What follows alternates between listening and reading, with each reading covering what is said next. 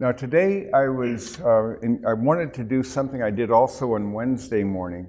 I stopped the normal series I do there, and I'm doing the same here because I am so impressed with the need to cultivate an appetite for heaven. I've alluded to this graphic before, you've seen it, but I wanted to unpack it in our time together. We have a lot to cover in a short time, but just to give you a sense of how critical this is. And so I use 4 things, as you can see, that will no longer exist as we see them. You see, the world, as we say it, the world system. By the world here, we're meaning that system that's ordered by the enemy to leave God out. And we see that powerful pull being amplified through media and technologies and so forth. So it's only growing in that respect. We all have this problem since the beginning with the flesh, our inner situation where we have a desire to do the right thing and think the right thing and say the right thing, and then we find we don't do those things. And so why, Paul wrestles, do we keep this inward-outward struggle? And then there's the devil and the demonic.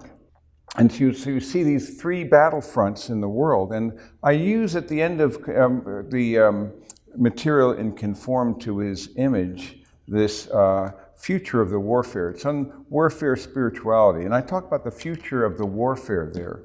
And what I'm arguing here is that the warfare with the flesh, here's the first one, then will be ended when we're resurrected and glorified. And so that is one thing that we can be confident with. Isn't that a lovely thought?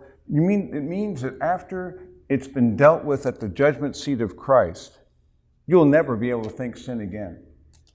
Think about that. All your desires will be pleasing to Him because you are now fully in your practice who you already are in your position. And that's our task in this soul-forming world, as we know, to become more and more conformed to His image in our practice, so we live out in our practice who we already are in what God has told us to be. And we know that there are tools and means by which we can do that. In fact, it's a training in righteousness. So that's a lovely thought, isn't it? Although, as you know, I'm kind of terrified of it because, after all, you're going to be before Jesus and you have no one where to hide. And all things will be made known. Everything you've thought and said somehow manifests. I can't even imagine what it'll be like. Will it be a dilation of time or not? But whatever it'll be, it will not be an easy experience, especially to see those things and see our sins for the first time as He saw them, but they will be wiped away. And then we will recognize all that will last is going to be gold and what is with Him. And then the second is the warfare with the world. He's going to end that warfare when He overthrows this present world system with its atrocities and cruelties and injustice and establish His reign in righteousness. And then third, the warfare with the devil and his angels will also cease when Christ returns. So I say our hope is eschatological, which is basically a word that speaks of the end times. We await the certain coming of the Lord and the new heavens and the new earth where God will dwell among His people and what? Wipe away every tear from their eyes. There will be no longer any death, no longer any mourning or crying or pain. That's not bad. Just stop and think now what that implies for what we've just described here. We've just looked very briefly at these thoughts, and at the end of this matter, if it was just that, it would be a glorious situation. It would be a wonderful situation where you no longer had any death or mourning or crying or pain, that the temptations would be overcome, and yet that's what's not going to be there. And it would be wonderful, radical, beyond our imagination.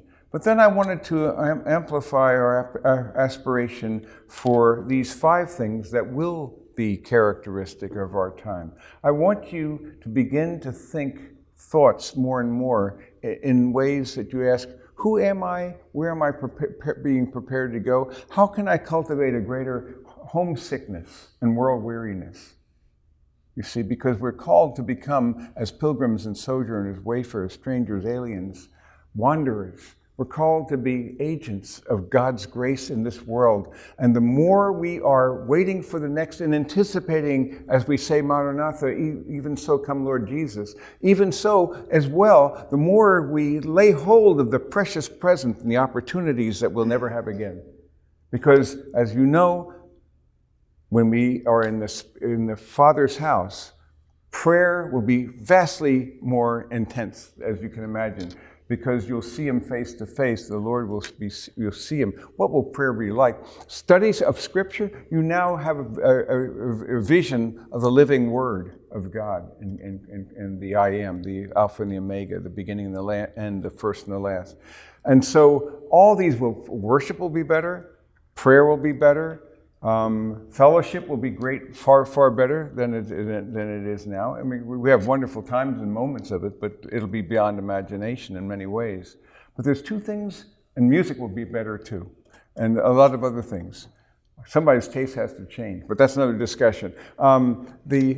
Actually, I think that there will be something rich for each person and each group, because we need that diversity, and there are different kinds of musics and different kinds of aesthetics and different kinds of worship, and we should celebrate that unity and diversity. So there will be that, but the freedom and the perfection of what that'll imply is really staggers the imagination in many ways. And so I can see this desire to be with him and to have that sense of his manifest and palpable presence. It's going to be a glorious situation indeed. But there are two things you won't be able to do. Remember, I've told you them? What are the two things you won't have an opportunity to do when you're in the Father's house anymore? Two things. You'll never be able to share the gospel with someone who's lost. Never again.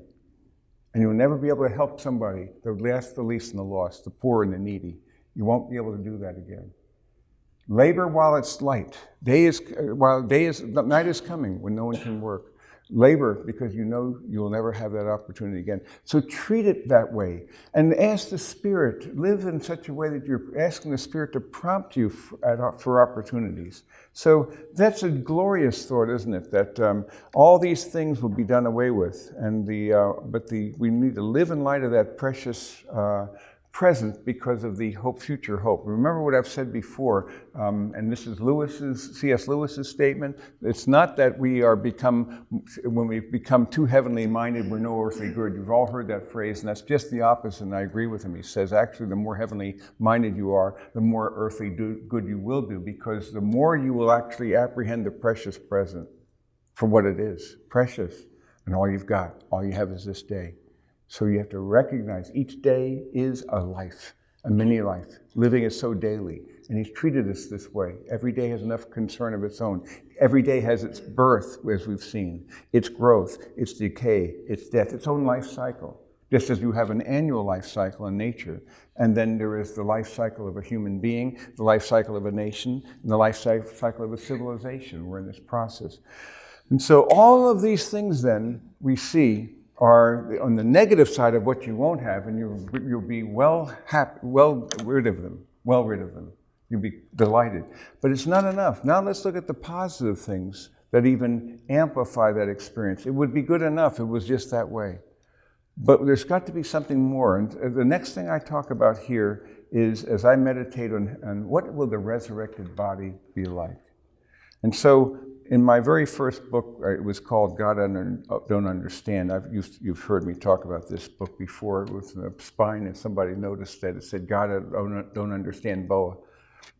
And so because that was the cover of the book. But I dealt with a lot of mysteries at that time. And so I look back, and I was 24 when I wrote it, and I was dealing with God's transcendence and immanence, the mystery of space, because I was a scientist by background, so I did physics and so forth. So I did God's relation to mystery with time, with space, omnipresence versus localization, the Trinity, the problem of evil, and then also as it relates to the divine sovereignty and human responsibility, the incarnation, the Word of God, the resurrection body was in there too. So it was a very ambitious little book, because it was dealing with mysteries. Well, the mystery of the resurrection body is that, in fact, it's the same body, yet it's a different body. I call it it's a spiritual body, but as this chart says, it consists of what I call glorified flesh. You see, this is not some Gnostic thing where you no longer have a body. We were meant, unlike the angels, to be embodied forever. And the astonishing thing is that the Word who made all things also became embodied. beyond my imagination, how this, the more I think about it, the more incredible it becomes. It's a perfect body, and so we stop and think about this. What would a perfect body be like, you see? Now, I have to say, I'm a generalist. I'm interested in a lot of things, everything, except for one thing. I've never been drawn to sports much. And, I'm sure it must be my loss. I don't know. I don't have an appetite for it. But I will say this. I don't have any sports injuries. Just saying. As I see people getting new elbows, new knees, new hips, and just saying. But even so, without sports injuries, I'm wearing out fast. And the mirror deceives us because it's so incremental, you hardly even notice the morbidity of decrepitude but if you just imagine you had one photo of yourself in the mirror 1 year, and then the next year you'd notice, and then the next year and the next year you'd notice. You see where I'm going with that. So we're deceived by that. And yet you've heard me say multiple times that age, what does it do? Conspires with God. It's a conspiracy, I tell you. It conspires with God to transfer our hope from this world and this earth suit to the next world. It's really an appetite. The more you become weakened, the more you should have an appetite. And in fact, there's also an analogy. When I am weak, then he is strong. If we accept that and recognize that need to pass it on to the next generation, as we become diminished, we become sages, and we treat it with wisdom in that way, not with depression or denial.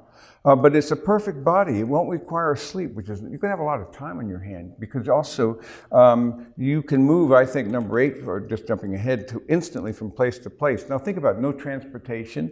You don't have to worry about dress. The idea of white raiment and so forth won't require food, and yet we could, I suppose, because we have the metaphor, don't we, of the banqueting table and so forth. And table fellowship is a huge metaphor from Genesis to Revelation. We're not going to marry or reproduce, yet women don't like to hear that. And I now tell Karen that actually, and we've said this before, that we're a dyad. And that means essentially that the two of us are more than one. The two become bigger than the one. So 1 + 1 = 1, but in a unity and diversity. So that the truth is always in between us on any issue. Sometimes more toward her, sometimes more toward me, but it's always such that we complete each other. So you need that diversity in unity, and that's very Trinitarian, because we're not only dyadic, we are triadic, because we're both in Christ. I believe that process of completion is going to continue, because we need to be that within a grace. So we're now talking about what we're going to do together in the Father's house. You do well to begin to talk with your bride about that if you're married. It's a very important topic. But it won't marry or reproduce, but it doesn't mean you won't be together, and that's what I'm saying. It'll be recognizable, so you'll know that person. And so, for example, Enoch and Elijah, how did they know who they were? Hello, my name is did I say Enoch? I meant Moses and Elijah. Remember the Transfiguration? And my name is Moses. No, they knew. Somehow you're going to know, but you're going to probably say when you see each other, is that you? Is that you? Because you'll be forever young. I suspect that we'll have all ages in a simultaneity. That's my suspicion. There's something wonderful and beautiful about, for example, a 2-year-old. And once that particular period of time, maybe 2 to 4, there's something beautiful and magical about that child, like beauty. Will that be forever lost? I don't think so. I think in some way what we loved in that, and that lost good, will continue, because we'll be all ages simultaneously, I think, but forever young. It's a wonderful thought experiment to do. But you'll know each other. And that relates to the whole idea that your band of comprehension of relationships will be vastly increased, as we'll see in just a moment. Will be brilliant, reflecting God's glory. You're not going to be subject to time and space restrictions in the same sense. You will be, in fact, in space and time, only God cannot be. But the new creation will be doxological in its nature. Space and time will no longer be in a fallen context and diminishing our time. and our opportunity, but then it'll be a tool that we can use. Our experience will be vastly different because it's a new creation. I'd like to go further, but I don't have the time because we'll run out. So we talk about resurrected bodies. And remember, I do want to go back to one thing I did mention there about the resurrection body. This Philippians 3 tells us, in fact, that our body will be made into conformity with the body of his glory. So that the more you learn about Jesus' resurrection body, the more you're going to learn about you. It's substantial, it's glorified, recognizable, completely different, yet in a perfect body. So you investigate these things, and it's a good thing for you to think of what that's going to be like, so that you will be in extraordinary condition. And moreover, that resurrected body will include the replacement, in fact, the rich enrichment of three things that were diminished at the blast of the fall. One was, of course, your longevity. And we were never meant to die. Again, the uniqueness of the biblical doctrine of the fall means this. We are not as God made us. We changed ourselves. That's a radical thought. Nowhere else will you find that. So we are transformed and changed and resurrected and now brought into conformity with his body. And so not only the longevity, the loss of that will be replaced with eternity, but secondly, your cognitive capacity will be vastly enhanced in ways we can hardly imagine. Your ability right now, because you only see through a glass darkly, but then face to face, I believe your capacities will be vast.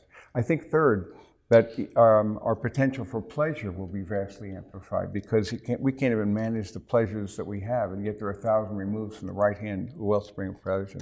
So what will that resurrected be? But then you go to the next thing, what will the resurrected world be like? You see, because the world is groaning under its laboring. It's groaning in the pains of childbirth, waiting until the day of our redemption. Because when we are glorified, then the world can be glorified.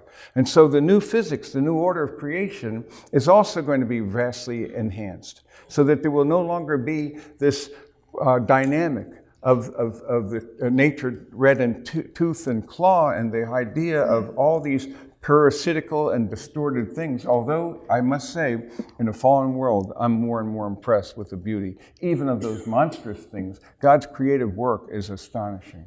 And indeed, but it says so you're going to have thorns and thistles, you see, so it's going to be there.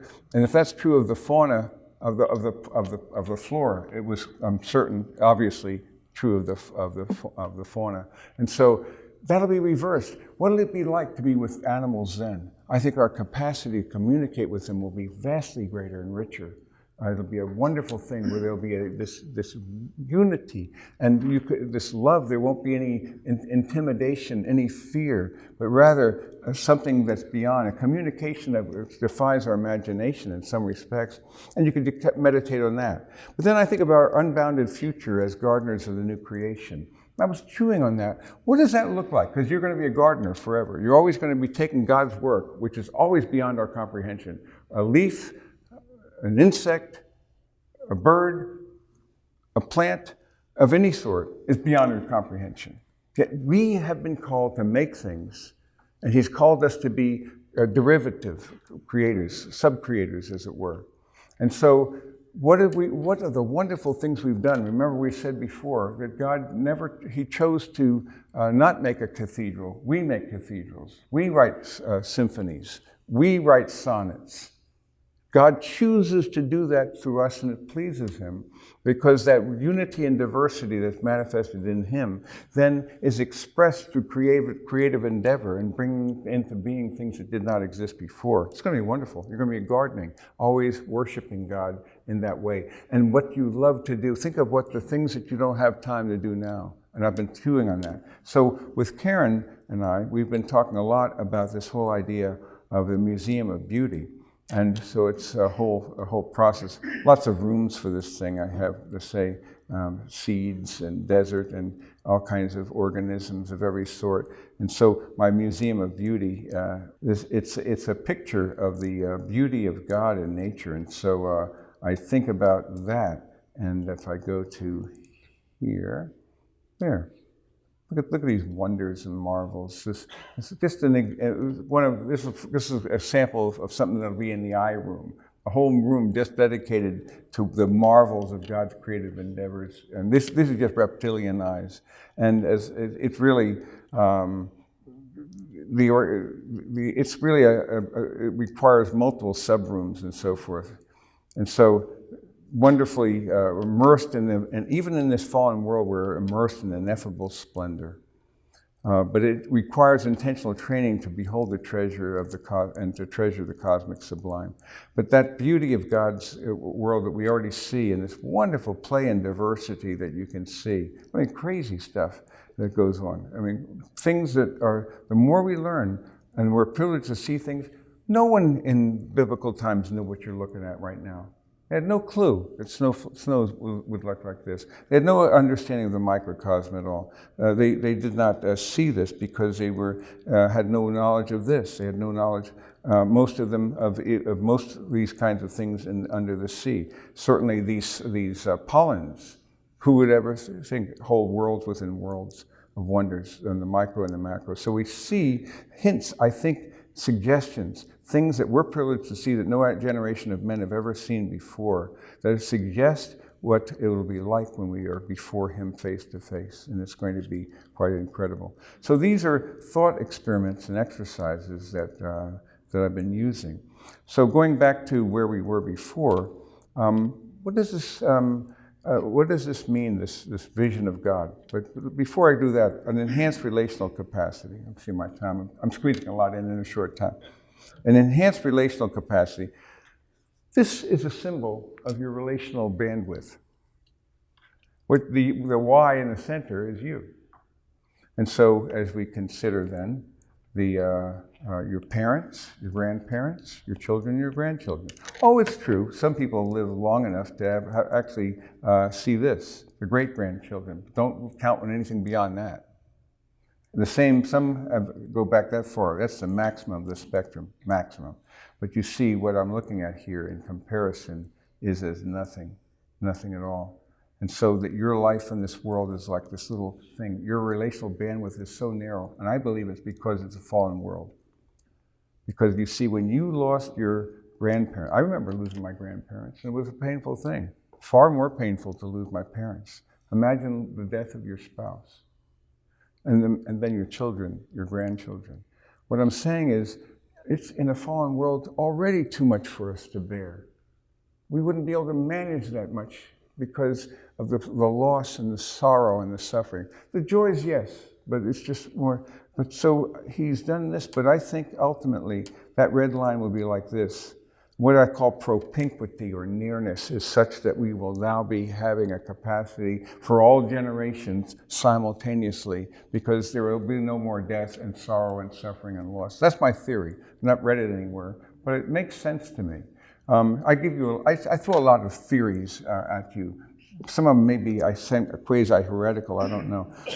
And then finally, this next one, you may also find that way, but then the vision of God, I saved the best for last. The best for last. Your enhanced vision of God. What is it like? What is your vision of God like? And remember last week I showed you, or 2 weeks ago, maybe it was this, I think it was last week, the night before I came up with this list of God's attributes. And they're wonderful to reflect upon, and I love to connect them together and see, okay, I can do it randomly, how did this one fit with this one? Okay, how does immutability relate to wrath? Or I could relate wrath to his truth, or his mercy. In mercy, remember, in wrath, remember mercy. And so his wisdom tempers his wrath. His grace tempers his beauty. And so you could see them together, do a whole thought experiment. And it'd be a lovely thing to do. But then what I did was, going out of my reptile eyes for a moment, going back to the spiritual thing here, and the attributes of God. So this is the standard list of beauty, eternity, faithfulness, goodness, grace, holiness, and so forth about God. Well, this is strange. Just yesterday, I was having my teeth cleaned, and I hardly even thought about it because I got these to chewing about things about God that I've never seen used as attributes. So I came up with 9, and they are his brilliance, the brilliance of God, the craftsmanship of God, the diversity of God, the humor of God, the joy of God, the music of God, the pleasure of God, the poetry of God, and the unity of God. I claim that those, as far as I can tell, have just as much warrant as the mercy of God and so forth. And so what I did in this little chart then is I modified it. Are you ready to see the difference now? Whoop, there you go. It's gone. Okay. Let's try that again. Whoop, there you see them, there you don't. So I added this. Of course, the brilliance, I had to make it really bright. You can probably hardly see it, but in this, it's brilliant. And so I added his joy, his poetry. You see, because God's a poet. He's a musician. He is, his joy, he defines what joy is. His pleasure, it's always been for his own pleasure. But that means that it's the pleasure of the one who deserves it, but then who conveys that pleasure from his right hand to those who love him. It's always an altruistic and other-centered thing. I think humor. Don't tell me he doesn't have a sense of humor when you look at the natural world and you begin to notice these wonderful things that God has made, because it's filled with wonder and with whimsy and with humor in many ways. Because I can see, even here, this is the craziest thing, these diatoms. Will in my resurrected body, whatever the future will be, what it'll be like, I believe we'll be going to be able to zoom down and zoom back out. But some of these things are just wonders and marvels. And I think his love for beauty, elegance, variety, but there's a lot of funny-looking creatures he's made as well. And even their eyes are bizarre and so forth, and you just keep on going. So all of these things, look at those eyes, their intensity, that beauty there. But I'm just saying that the amazing mind of God who made these wonders, what does that tell you about him? Just a grant. This is, again, a single-cell creature. What does this tell you about his diversity and wonder? And you and I are privileged to see it with no generations of men have ever seen before. Don't tell me he doesn't have a sense of humor. If I look at beetles, for example, if I look at caterpillars, there's a lot of yucks going on here. And frankly, I think we give him a pleasure of humor as well. Just note all the ironies, the plot twists, and so forth. There's a subtle form of humor in that. Elton Trueblood wrote a book called The Humor of Jesus, but there is, at any rate, his parables are full of it. So my point is this, as we look at this, and by the way, I love to do this because, you see, I can randomly take any two of these and put them together, and it's a meditation exercise. What does his immutability relate? How does it relate to his majesty? Or take 3 or 4 of them like this. Or, again, I could take this, and I could take any of his attributes and relate his grace to all the others individually. And I found it to be a very moving experience last night, as I just meditated upon that. So I would commend that for your consideration. We can make that visual available to you. So what I want you to do is to expand your vision of the greatness of God, is what I wish you to do. So in our time together, I didn't write down an exercise, but basically, we have an option here because it's a special session. We could do this where I ask you to help me unpack this further, and we could look at this. I'm thinking that we should do that instead of the table sessions today, because we normally have the table sessions. But this is so important to me that I feel prompted to interact with you. I've just shared you some basic thoughts. Why is it, and this is another thing I feel like I want to add to you, why is it that the following is true? Remember, we've talked about this before, womb world. Remember womb world? Floating upside down in your mother's amniotic fluid, you in a world you don't remember. And if you asked someone knocked in the womb and said, you want out of here, what would you have said? In that thought experience, you say, well, of course I wouldn't want out of here. I got everything I need. What do you mean out of here? There's no other out of here. This is all there is. And you'd be dead wrong. And to stay there would be death. You could not stay in womb world, because to go past term is ultimately to die. So you were only there for a short season, and it was to prepare you for bios, which is biological life, isn't it? So this whole idea of biosphere biology, this is this first life. And so we, as you know, remember the analogy? The analogy was, you can't live in 2 worlds simultaneously. And to be birthed into this world, you had to die to the other. Remember that? And so we all see this, because I'm obviously, you can see where I go here. I'm claiming that this womb is a second world, a second womb. This world is a womb. But this is a soul-forming world, and so Zoe which is a different word, which refers to really the life of God and his eternal life in Christ, who had no beginning and no end, in yesterday, today, yes, and forever, the Alpha and the Omega, the first and the last, the beginning and the end. So we have his life in our life. And because of that, now we see that, remember, we are now born twice. And so those who are born twice die once. Those who are born once die twice. So there's this awesome need for this in this world. So even getting the grace of God's eternal life, now our call is to grow into it and to become more and more in our practice who we are in our position. Then that brings us to heaven, the third world. And you see where whenever I do a funeral, I use this metaphor because I want them to know that we are not in the land of the living going to the land of the dying. We're in the land of the dying, destined for the land of the living. And the reality is that people don't have an appetite for heaven. They don't have much of an appetite for home. But in my view, that is the position to see. So effectively, what we call death is what? What is death on this metaphor? It's a second birth canal. You're going into you're not dying, you are now being birthed through the second canal into the eternity of God. That's why I have the infinity symbol. You see, goes on. That's really a wonderful thought. And then as I apply this, I drew this up last night for you, so I'm going to throw this in. This is you. Let's give you 80 years. So each of these little lines represents a decade. So you remember when you were 10 years old, don't you? I bet you could remember, just do this thought experiment, what your life was like at 10. And you can summon up lots of memories, can't you? Then you had the 20th birthday. And that was a big deal. All the concerns we had, and we were so wrapped up in things, and of course.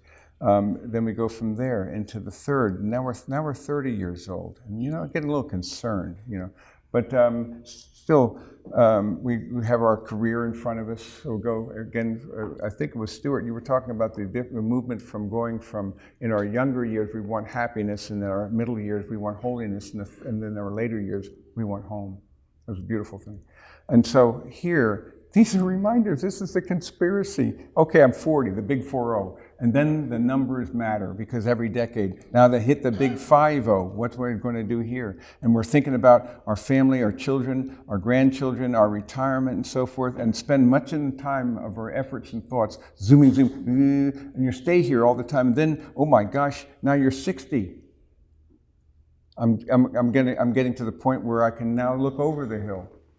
They say that the grave's on the other side of the hill, but now you're over it. Now you can see the darn thing. So, but then you distract yourself. You're indifferent, you claim, and you work ever harder trying to avoid the reality, and now you hit the big 7-0. Oh my word, 7-0.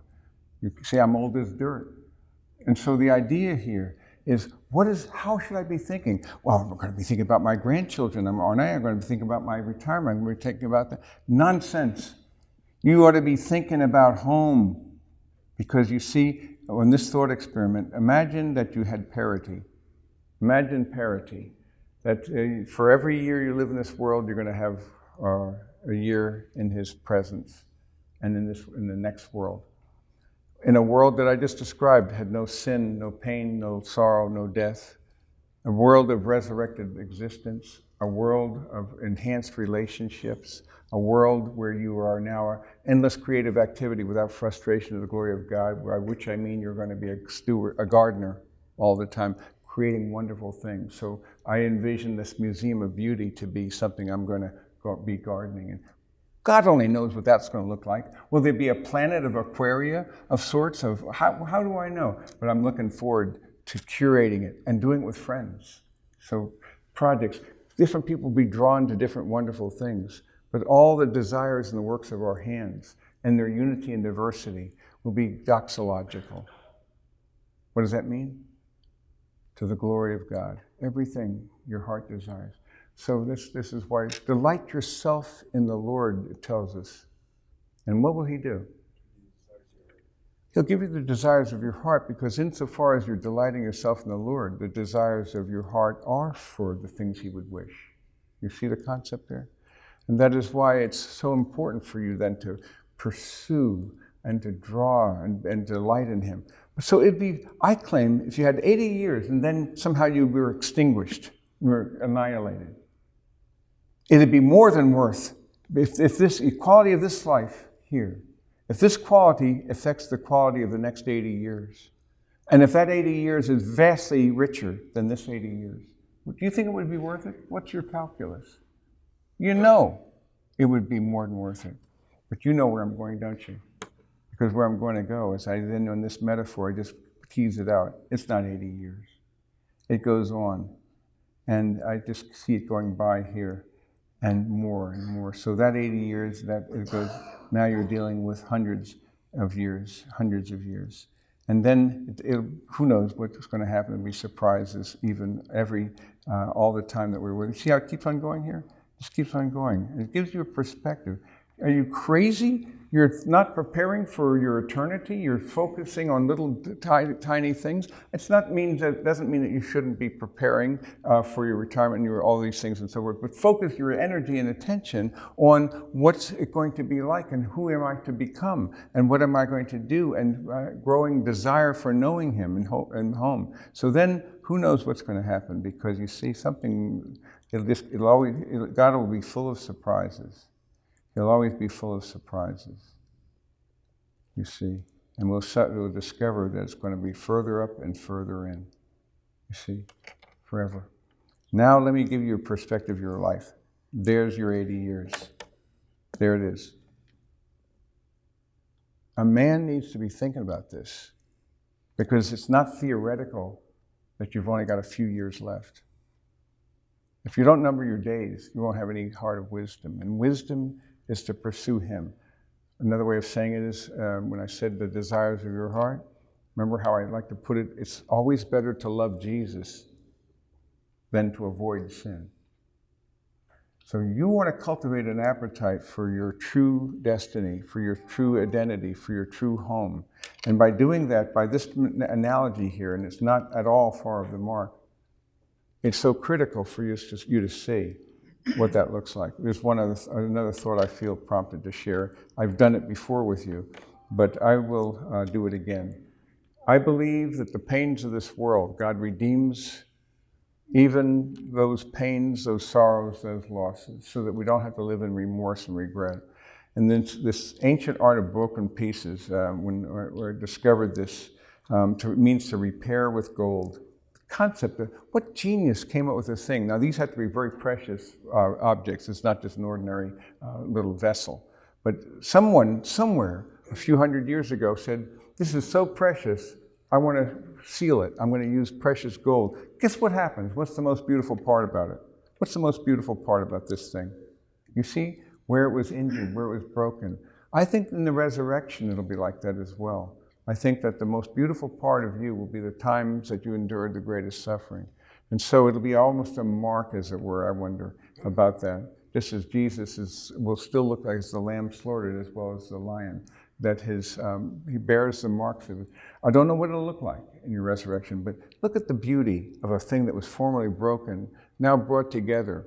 And my thinking then is that this is for me the best analogy I've ever seen about how it is more than worth it, whatever he calls us to do when he is weak. When we are weak, then he is strong.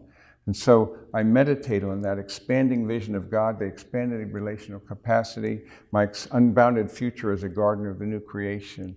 And I revel in the hope of the glory of God, and it makes all the difference in the world.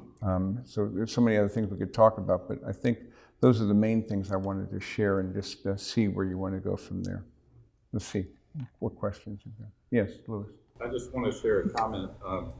And you and I have discussed this before, but in the Divine Comedy by Dante, the great poem I've ever read, the most elegant moment is everybody in purgatory is there by choice. Their sins have already been forgiven, but they don't feel worthy to be in the presence of God. And then they've worked it out, and they pass over this isthmus. And on the left hand is the river of Lethe. Yes, They lethe. Yeah. go in there and they sort of self-baptize, and all their memories of all Yeah. their sins are forgotten. Yes, lethe means to forget. And then That idea. they go to the other side of the isthmus, which is the Eno River, and they baptize themselves there, and every righteous or good deed is imprinted forever in their memory. Imprinted forever. And then they go into heaven. It's a lovely image, isn't it? They have and they have pecate on their forehead, and each time they go through one, another is removed, another is removed, and they're working their way up. They're not going down anymore. They're heading up. It's an amazing wonder. Even if you haven't read it, I do have a summary or overview of the Divine Comedy if you're interested in. It's one of the great books I taught, and it's in the Taste of the Classics. If you want, I could send you the. I'll send you the PDF. Ask me. I'll send you a PDF that has a chapter on that, because I'd love you to think about it, because it's a metaphor, it's a picture of reality. It's the middle of his life, halfway through this life, you see, when he was about 35, is the concept. And so here he's putting and thinking about the matters that will last, you see.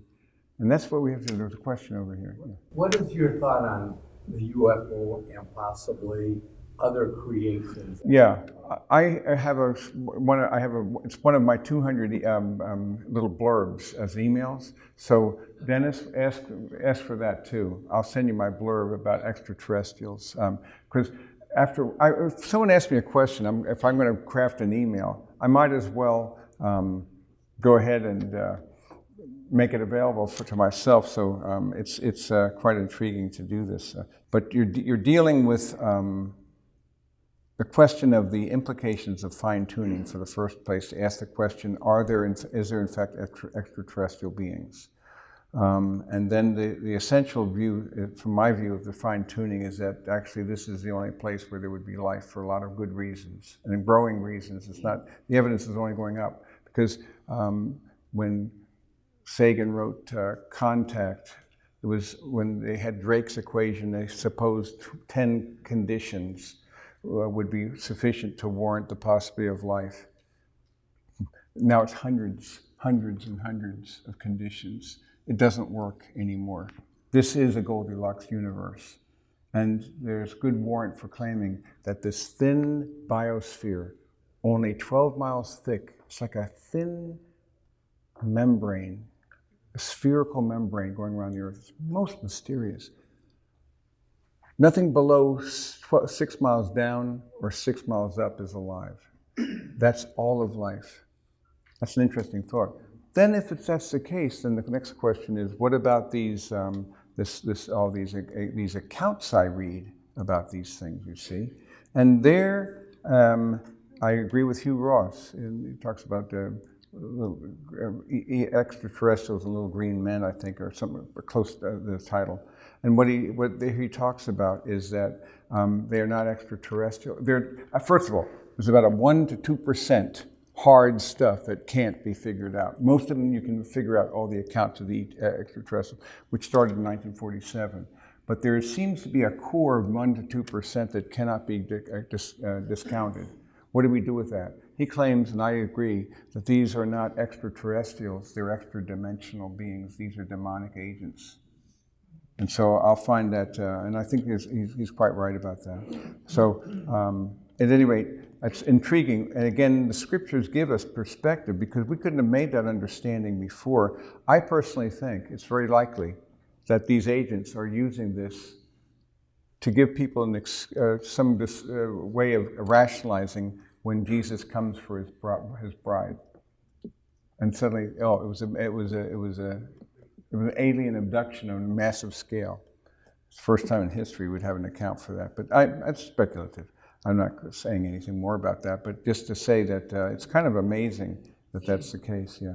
How did that topic come up? Yeah, let's move on. I can't find it. I was just trying to look for it, and I can't. Okay. What other questions do you have? Do you see what I'm trying to do with you, though? I'm trying to give you an appetite for heaven, because you see that's where you're going to be. And stop and think about, what do you fear most? What are you thinking about most? And it's going to be temporal in most cases, even as followers of Jesus. Unless you have a growing understanding of what this world is like and how brief it is. So the real thought is, what can I do to leverage my opportunity so that the time is brief? And that's why, as I've said many times, that intimacy energizes activity, you see. So we want it to live in such a way that the life of Christ is living innocent through us as us, but also in the realization that the opportunity, the day is short, and I need to be ready for that. And I need to have a growing aspiration, because if my view of heaven is like most people's view, it's so anemic, I have no interest. It's that Gary Larson cartoon, the guy floating around on the cloud, and he's got his halo and all the paraphernalia, and then he says, I wish I'd brought a magazine. And that's a brilliant cartoon, because pretty much, if I ask most people, try this experiment, I haven't done it before, what's your view of heaven? It'll be a crashing bore. Well, if you don't like church, you won't like heaven, because heaven's just like church. Oh my gosh, now I want to be just extinguished. You see, church is fine, but my point is, it better be something more robust than anything you desire on earth. This is my point. And I would like that to be the case, that you can begin to see with the vision of God as well what true worship is about. Let me show you this. Something that I wanted to share and feel prompted to share right now from Larry Crabb, who is now in the presence of the Lord, whom I had the privilege to know as a blessed brother. The community of God has no higher calling than to seize the opportunity to experience God. Our fiercest battles are fought when we seek with all our heart to trust God so fully that we see every misfortune as something He permits and wants to use, to know Him so richly that we turn to no one and nothing else to experience what our souls long to enjoy, to love Him so completely and with such consuming passion that we hate anything that comes between us and eagerly give it up. That's an incredibly impressive perspective of a man who knew whereof he spoke. He knew what true worship was. And this image of worship, I can't find a better analogy of worship, a portrait of worship than this. It would be this, like this. Worship, William Temple, former Archbishop of Canterbury, is the submission of all our nature to God. It's the quickening of conscience by His holiness, the nourishment of mind with His truth, the purifying of the imagination by His beauty. I'm glad He added that, you see. The opening of the heart to His love, the surrender of will to His purpose. Everything, all your being, gathered up in adoration, the most selfless emotion of which our nature is capable, and therefore the chief remedy of that self-centeredness, which is our original sin and the source of actual sin. So what I find myself using a lot for this matter of worship is actually the topical renewal guide and Handbook to Renewal. You see, because there it begins with the attributes of God. So I start off with the person of God, and I have an array of wonderful things that I can read through and hear music, and just one after another, one page after another. So this first of all is the person of God, and then I move ahead after all these in biblical order, the powers of God, and then from the powers of God, I look into God's perfection. So there we have all these, and here the perfections of God. So I can choose any of these pages here and zoom back into this one right here, for example. To the Lord my God belongs the heavens, even the highest heavens, the earth and everything in it. And so this becomes an instant way of doxological praise and worship, and you can add music to it, and it's a powerful experience. Try that out. It's a very powerful thing. I hadn't been using it myself that way, but I think I'm going to be using this as I want to expand my idea. So going back to our vision then of our vision of heaven, I'm going to conclude. I didn't get to talk with you much, but I feel these are things I wanted to add, so they came up. I want you to start, and by grace of God, ask for the grace of holy desire to transform your vision and your heart and your imagination and your aspirations and your longings and your desires, your cravings, your pursuits. Transfer from the things that are perishing to the things that will endure.